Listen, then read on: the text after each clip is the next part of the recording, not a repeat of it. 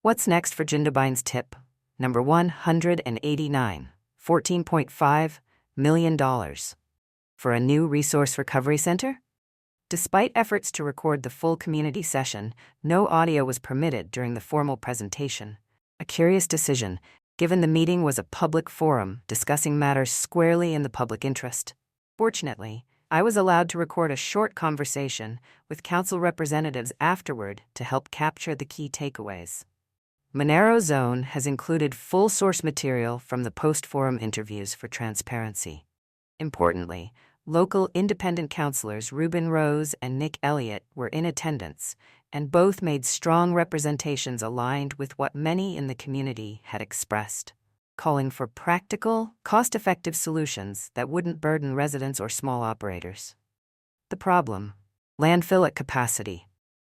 At last night's public forum in Jindabyne, Greg Thompson, from the snowy Monaro Regional Council, outlined the current state of Jindabyne's waste facility.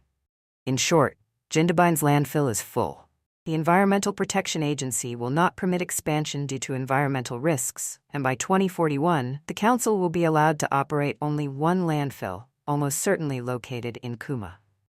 So what's next? The options presented council presented 3 official options to the community. Option 1, make the interim transfer station permanent. Minor upgrades like a sealed hard stand, drainage, widened access roads, and a new roof over the existing structure. Lower capital costs, but commercial operators still must haul waste to Cooma if it's over 1 meter cubed. It's estimated to serve the community for another 5 to 10 years. Option 2, reduced scope resource recovery center. A cheaper, scaled-down version of a recovery center with fewer concrete structures and more use of gravel and blue metal. It's budget-conscious but still in design phase, and details and costings are yet to be finalized. Option 3, a full resource recovery center, $14.5 million. A modern facility based on the Albury's $40 million resource recovery center.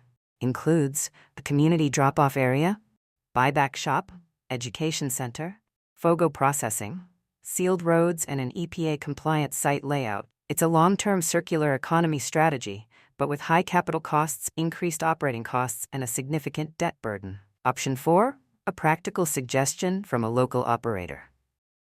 One of Jindabyne's key commercial skip operators, Wally Weston from USkipIt, raised a compelling point during post-session discussions. There's a lot of waste that ends up at Cooma anyway. If council subsidized us to take it straight there, it would save time, labor, and ratepayer money. His suggestion? Scrap the idea of a commercial facility in Jindabyne entirely and instead provide cost offsets for operators to go directly to Cooma. It's a fourth option, unofficial, but perhaps the most financially realistic. On-the-ground issues. Other residents raised additional concerns. Tip fees are climbing, leading to illegal dumping and burning of green waste and mattresses. Builders are struggling with rising costs. Trucks can't lift bins over 80 kilograms, and council is now installing cameras to monitor contamination. The long-term vision. Tony Lickus from council's engineering team made a bold claim. The future will be no landfill, a complete cyclical economy. Whether that's realistic by 2041 is unclear. What is clear is that major decisions are looming, and the path forward remains uncertain, particularly when ratepayers are already shouldering the cost burden of regional waste. Final thoughts. Council is still weighing its options. Funding is tight. Ratepayers are looking at another rate rise this year. But one way or another, change is coming to Jindabyne's tip. Let us know your thoughts in the comments, and whether option 4 deserves a serious look. Greg Thompson from Snowy Monaro Regional Council. I'm the manager of corporate projects, responsible for this landfill project. So tonight we presented 3 options to the community. One was a resource recovery centre, the full scope, which is $14.5 million. The second was a de-scoped version of that, which the costs are yet to be developed by the designers and the cost planners. And the third option is transferring the existing interim waste transfer station facility into a permanent facility. The tip will remain open The waste transfer station, the interim one, will remain open until we develop a solution. And the commercial operators will still have to go to Cooma over that one cube to Cooma. Under 1 cube, they can go to Jindabyne, the waste transfer station.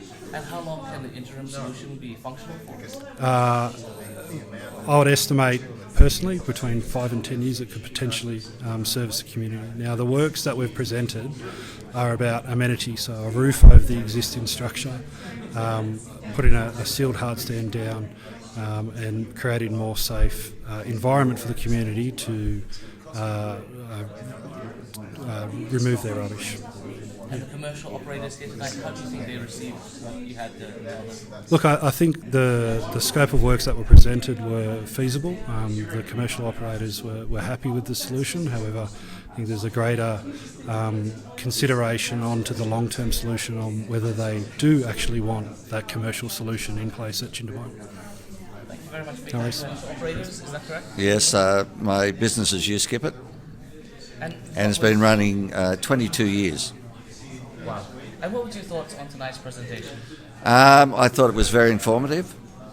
I think there's got to be a lot more research and a lot more studies done to actually determine the scenario that should be undertaken. There's massive cost in a lot of it, and it'll be cost prohibitive, a lot of it. I believe the first suggestion was $14.5 million.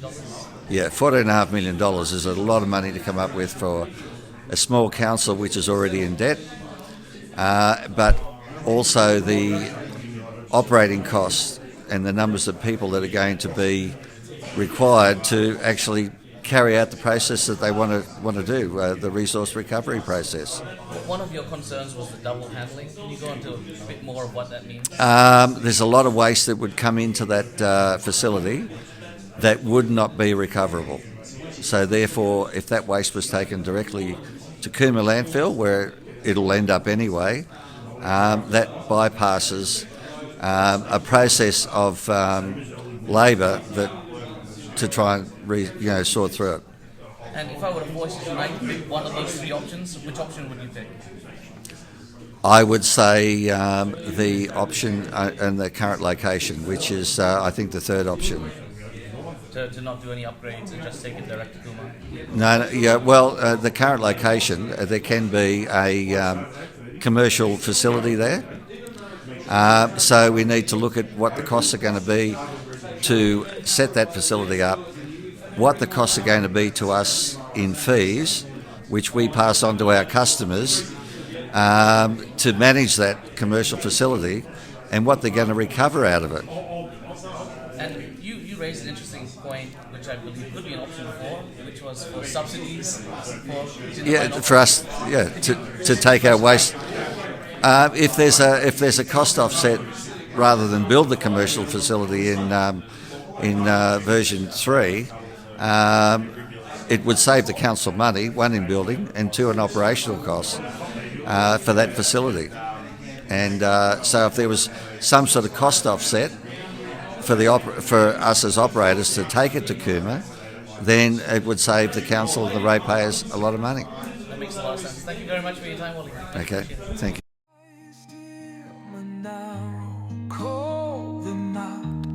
Demand the truth, dispel the doubt. For governance must serve the land, not crush its people with sleight of hand.